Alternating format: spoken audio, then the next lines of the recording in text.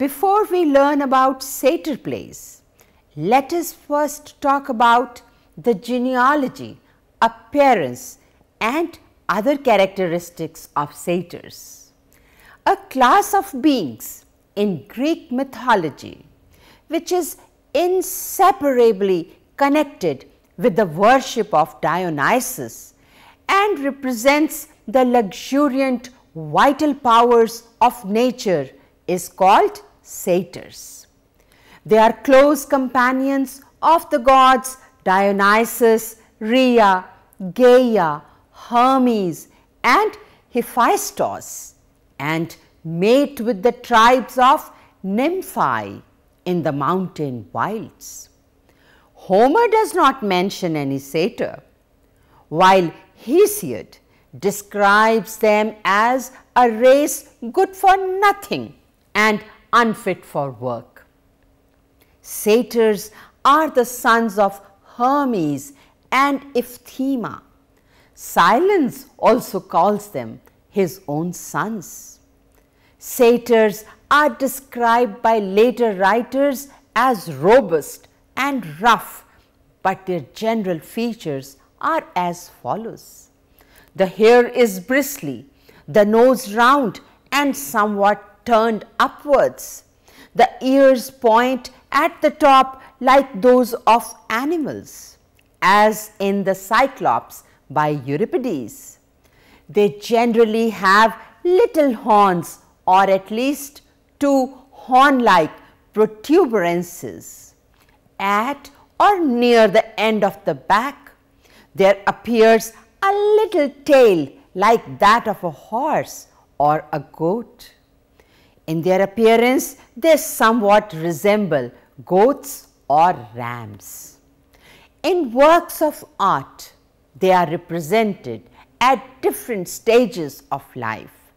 The older ones, commonly called silents, usually have bald heads and beards, and the younger ones are termed Satyrici. All kinds of satyrs belong to the retinue of Dionysus and are always described as being fond of wine, whence they often appear either with a cup or a thyrsus in their hand. They are fond of every kind of sensual pleasure, and thus they are seen sleeping or playing musical instruments like tambourines and flutes, which are the instruments of Bacchic orgy. They sport with nymphi or engage in voluptuous dances with nymphs. Like all the gods dwelling in forests and fields, they are greatly dreaded by mortals. Satyrs usually appear with flutes, thyrsus, syrinx and shepherd staff, and cups or bags filled with wine. They are dressed with the skins of animals and wear wreaths of wine, ivy or fur. Representations of them are still very numerous, but the most celebrated in antiquity was the satyr of Praxiteles at Athens. Friends, satyr plays derive their name from the fact that the chorus is always made up of satyrs, the mythical half-goat, half-man creatures that accompanied Dionysus. The setting is presumed to be usually bucolic, and the chorus leader is always Silenus, a round version of a satyr similar to the Bacchus of Fantasia, who frolics continuously and makes and drinks wine. He is a sort of water spirit whose duty it is to keep the wines well watered, hence his taste for wine. Often he is Silenus, an older version of the same character. Silenus can at times be wise, philosophical, or ironical. Nevertheless, like his satyr kin, he more often craves drink and dance, and in general likes to cavort and misbehave, especially sexually. Dionysus himself does not appear in the Satyr Plays. The purpose of Satyr Plays seems to be to provide a kind of after-dinner mint to the day's heavy meal of tragedy. The humor is gently satiric of the gods and heroes, highlighted by many opportunities for dancing and farce. The mockery is good-natured rather than purgative, which was left to Aristophanes in his old comedies. Aristotle had claimed that the drama originated in the dithyramb. Bieber explains her theory that the satyr play may have derived from the ecstatic origins of the Dionysiac cult itself, claiming that the dramatic impulse arose from this ecstatic worship. Her reasoning runs thus: in worshipping the god by using his gift of wine, the worshippers transformed themselves into the sacred herd of Dionysus. In this altered state, men truly believed themselves to be satyrs and women Maenads. She cites Herodotus and Suidas, who tell us that one Orion, a singer himself, gave costume of the satyrs to these chanters of the dithyramb, which he produced in the beginning of the 6th century at the time of the tyrant Periander in Corinth. She concludes that the practice of representing someone other than oneself grew out of ecstasy and led to the development of the mimic art of the actors. The language of Satyr Plays, or Aristotle's diction, is close to everyday speech and is frequently obscene. The playing style is probably rather slapstick and knockabout, using frequent obscene gestures. Even though only one such complete play, the Cyclops by Euripides, has survived from antiquity, there is much information extant about Satyr Plays. For instance, all evidence points to their following a predictable scenario. The rowdy satyrs intrude upon a standard myth, stir up comic havoc, and nearly disrupt its set course. But in the end, the traditional resolution of the myth is preserved, and the satyrs head off for another jolly adventure. With that, the reason why these plays became popular seems obvious. The bigger question is how and when. Dear friends, a satyr play is among the earliest plays known.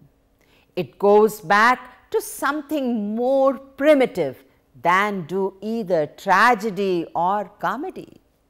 It has the form of tragedy, but few of its virtues.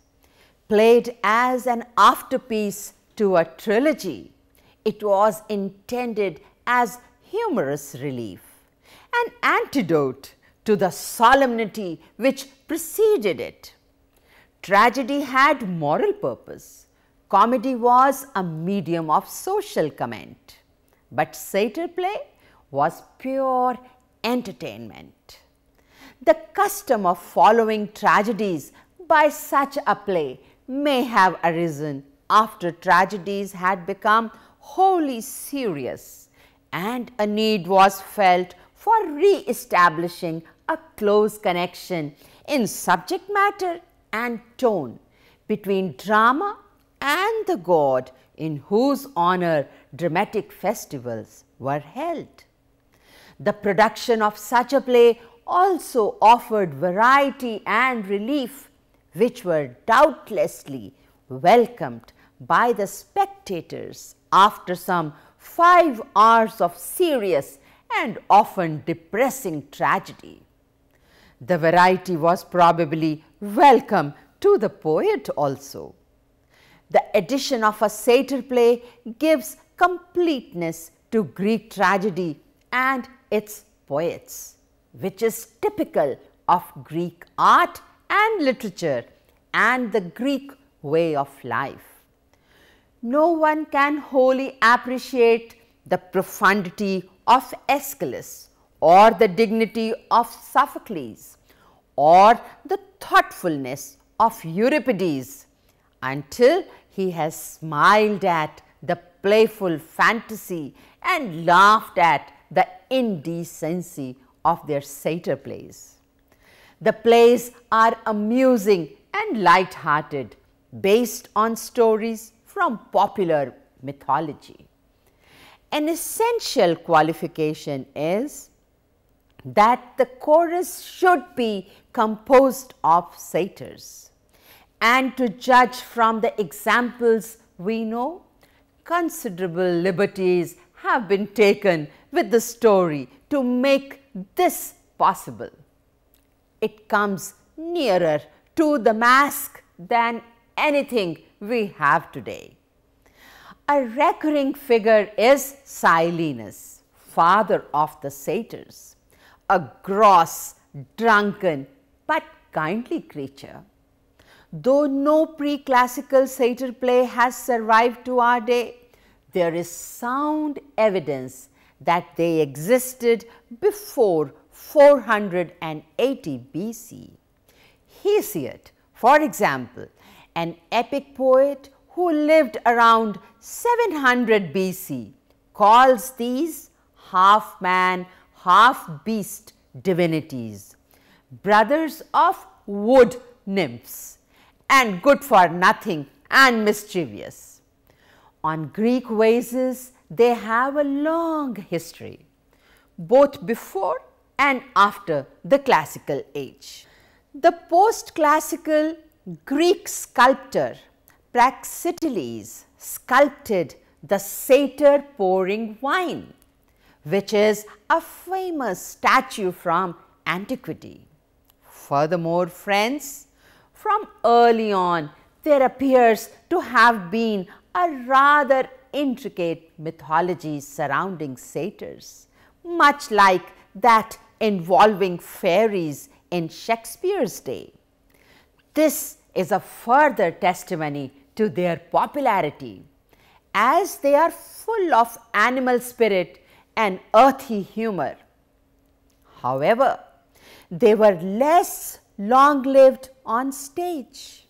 While rising quickly and early, the satyr play as a viable form of drama went extinct with comparable alacrity.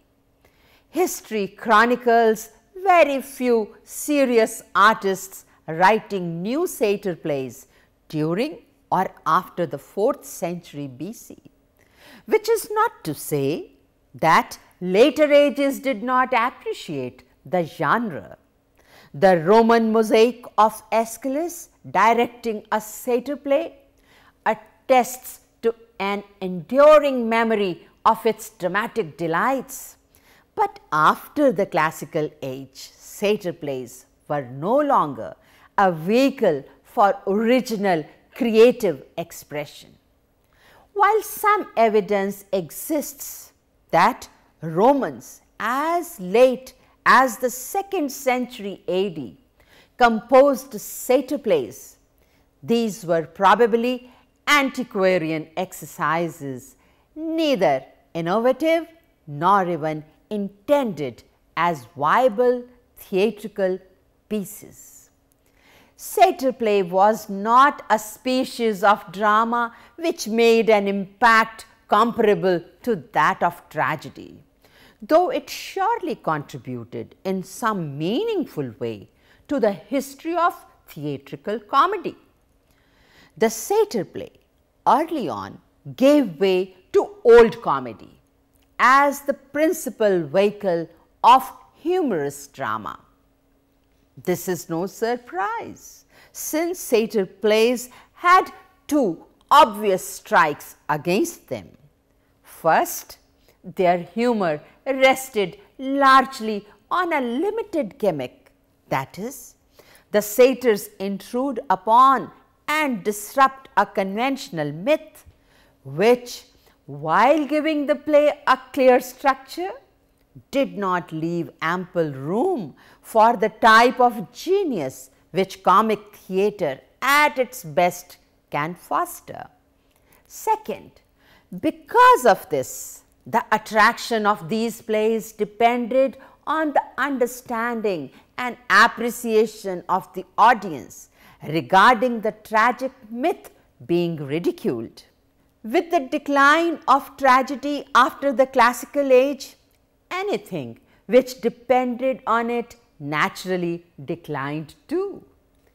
In essence, satyr plays constituted a good early attempt at comic theatre, which burned its way across the stage brightly but rapidly, and over time was replaced with a more successful type of dramatic comedy.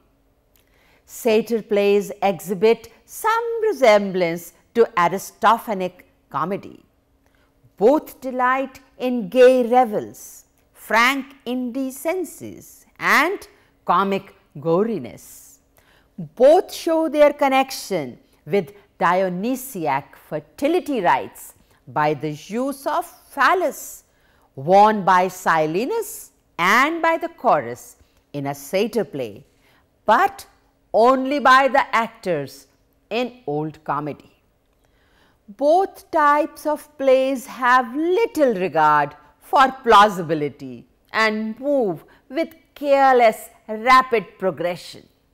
However, the history of satyr plays is informative of more than just the evolution of an extinct theatrical genre.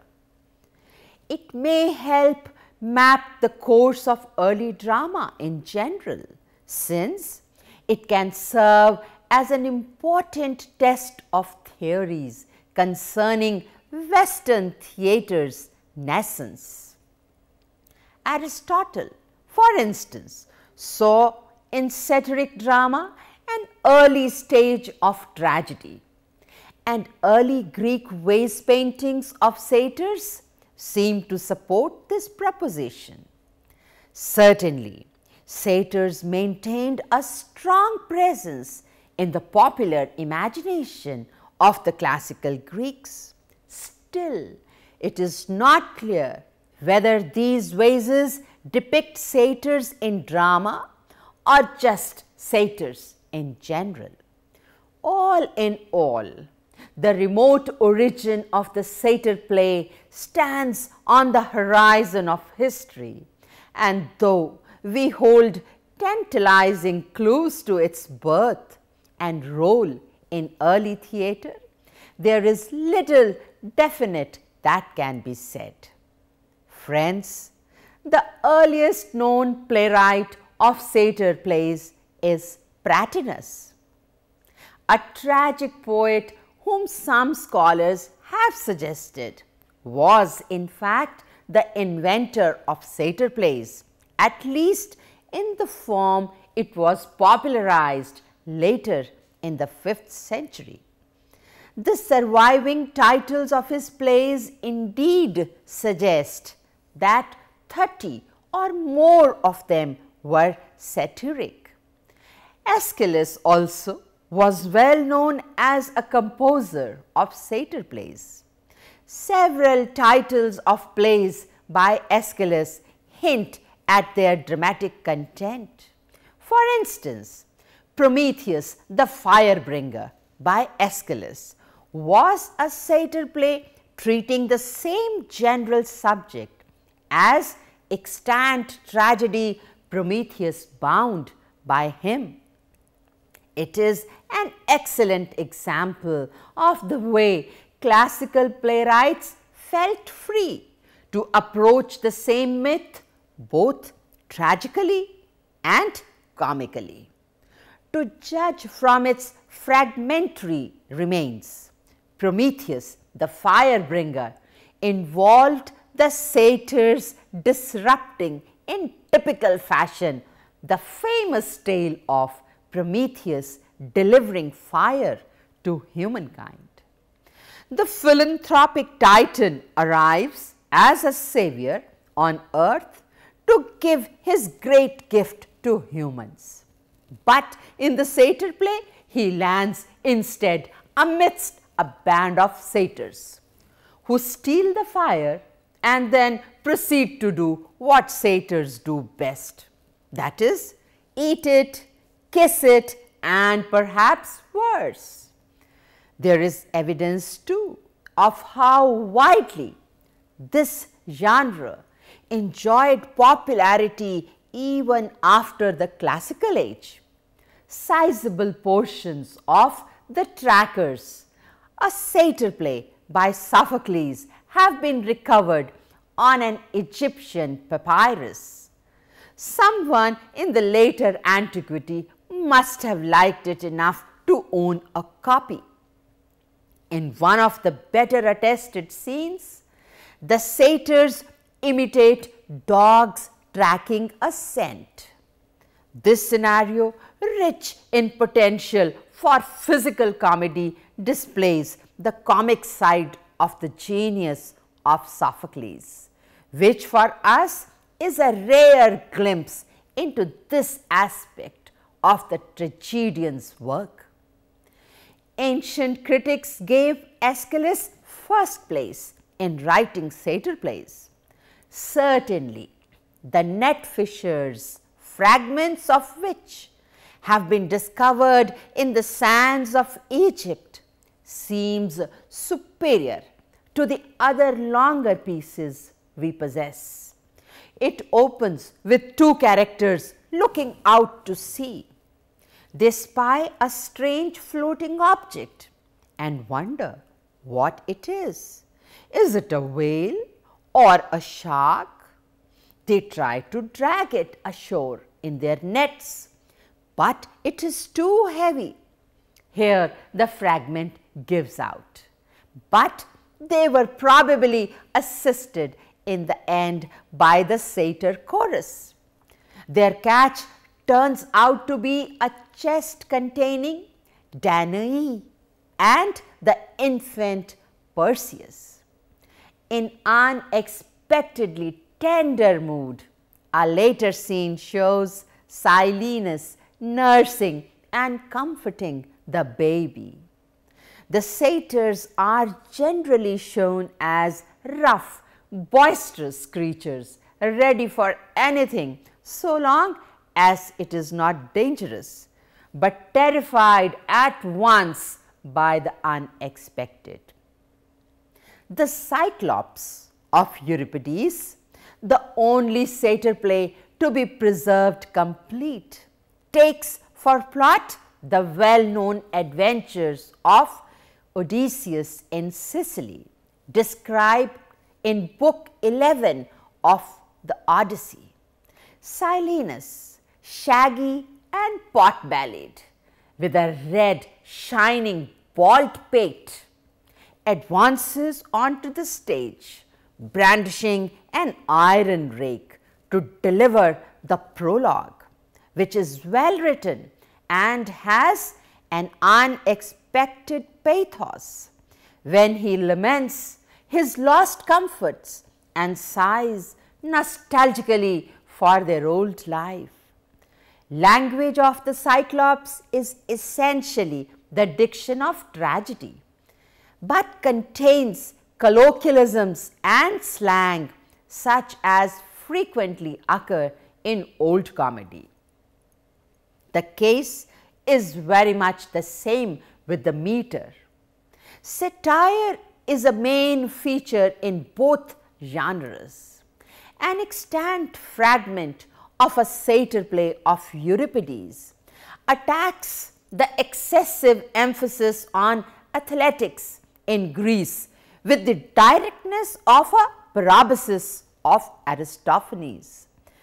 But the covert satire of men and their ways found in the Cyclops more closely resembles that of later comedy, such as the thoughtful skepticism of Onesimus in the last scene of Menander's arbitration. The structure of Satyr Plays is that of a tragedy.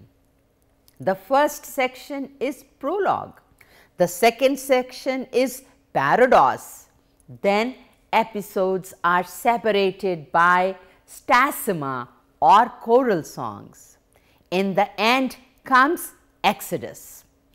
In subject matter, of course, Satyr Plays differ radically from the political comedies of Aristophanes. It may be that Satyr Plays bore resemblance to the comedies of Sicilian Epicharmus and to later mythological travesties. In atmosphere, Satyr Plays are more pastoral than old comedy, since satyrs are naturally rustic creatures. The greatest difference between a satyr play and old comedy is in their structure. A satyr play basically has the same structure as that of tragedy, but its choral odes are much less elaborate. On the other hand, the structure of old comedy is episodic, focusing primarily on winning laughs and a first place award. Thank you.